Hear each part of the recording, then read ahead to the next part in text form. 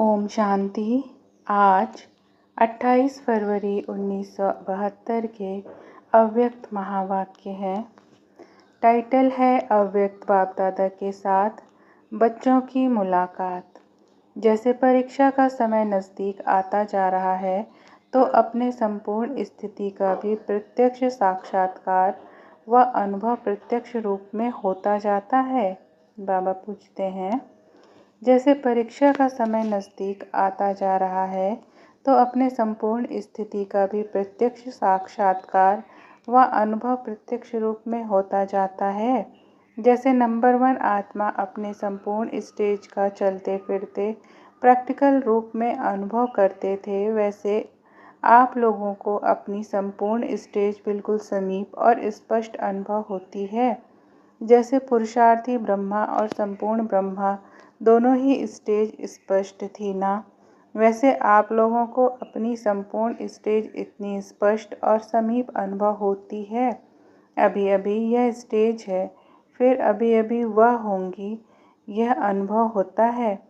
जैसे साकार में भविष्य का भी अभी अभी अनुभव होता था ना, भले कितना भी कार्य में तत्पर रहते हैं, लेकिन अपने सामने सदैव संपूर्ण स्टेज होनी चाहिए कि उस स्टेज पर बस पहुँचे कि पहुँचे। जब आप संपूर्ण स्टेज को समीप लावेंगे तो वैसे ही समय भी समीप आवेगा। समय आपको समीप लाएगा व आप समय को समीप लाएंगी। क्या होना है? उस तरफ से समय समीप आएगा, इस तरफ से आप समीप होंगे, दोनों का मेल होगा। समय कब भी आए, लेकिन स्वयं को सदैव संपूर्ण स्टेज के समीप लाने के पुरुषार्थ में ऐसा तैयार रखना चाहिए जो समय की इंतज़ार आपको ना करनी पड़े। पुरुषार्थी को सदैव एवर रेडी रहना है, किसको इंतज़ार ना करना पड़े। अपना पूरा इंतज़ाम होना चाहिए। हम समय को समीप लाएंगे, ना कि समय हमको समीप लाएगा। नशा यह होना चाहिए, जितना अपने सामने संपूर्ण स्टेज समीप होती जाएगी, उतनी विश्व की आत्माओं के आगे आपकी अंतिम कर्मातीत स्टेज का साक्षात्कार स्पष्ट होता जाएगा। इससे जज कर सकते हो कि साक्षात्कार मूर्त बन विश्व के आगे साक्षात्कार कराने का समय नज़दीक है व नहीं। समय तो बहुत जल्दी जल्दी दौड़ लगा रहा है। 10 वर्ष कहते कहते 24 वर्ष तक पहुंच गए हैं। समय की रफ्तार अनुभव से तेज़ तो अनुभव होती है ना। इस हिसाब से अपनी संपूर्ण स्टेज भी स्पष्ट और समीप होनी चाहिए। जैसे स्कूल में भी स्टेज होती है तो सामने देखते ही समझते हैं कि इस पर पहुंचना है। इसी प्रमाण संपूर्ण स्टेज भी ऐसे सहज अनुभव होनी चाहिए। इसमें क्या 4 वर्ष लगेंगे, वह 4 सेकंड है तो सेकंड की बात। अब सेकंड में समीप लाने की स्कीम बनाओ व प्लान बनाओ। प्लान बनाने में भी टाइम लग जाएगा, लेकिन उस स्टेज पर उपस्थित हो जाएं तो समय नहीं लगेगा। प्रत्यक्षता समीप आ रही है, यह तो समझते हो। वायुमंडल और वृत्तियाँ परिवर्तन में आ रही हैं। इससे भी समझना चाहिए कि प्रत्यक्षता का समय कितना जल्दी जल्दी आगे आ रहा है। मुश्किल बात सरल होती जा रही है। संकल्प तो सिद्ध होते जा रहे हैं। निर्भयता और संकल्प में दृढ़ता यह है संपूर्ण स्टेज के समीप की निशानी।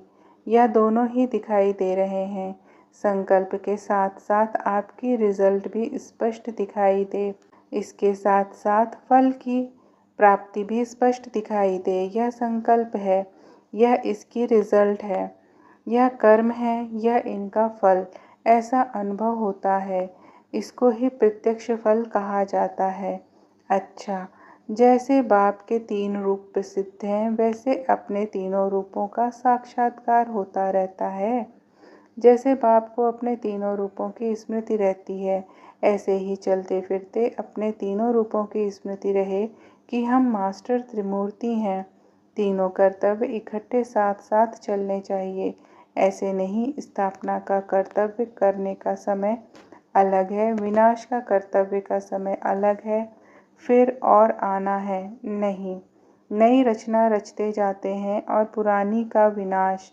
आसुरी संस्कार व जो भी कमजोरियां हैं उनका विनाश भी साथ साथ करते जाना है। नए संस्कार ला रहे हैं, पुराने संस्कार खत्म कर रहे हैं, तो संपूर्ण और शक्ति रूप विनाशकारी रूप न होने के कारण सफलता न हो पाती है। दोनों ही साथ होने से सफलता हो जाती है। यह दो रूप याद रहने से देवता रूप आप ही आवेगा। दोनों रूप की स्मृति को ही फाइनल पुरुषार्थ की स्टेज कहेंगे। अभी अभी ब्राह्मण रूप, अभी अभी शक्ति रूप। जिस समय जिस रूप की आवश्यकता है उस समय वैसा ही रूप धारण कर कर्तव्य में लग जाएं। ऐसी प्रैक्टिस चाहिए।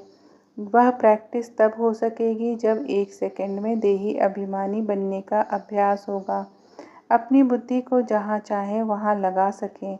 यह प्रैक्टिस बहुत ज़रूरी है। ऐसे अभ्यासी सभी कार्य में सफल होते हैं। जिसमें अपने को मोल्ड करने की शक्ति है वही समझो रियल गोल्ड है।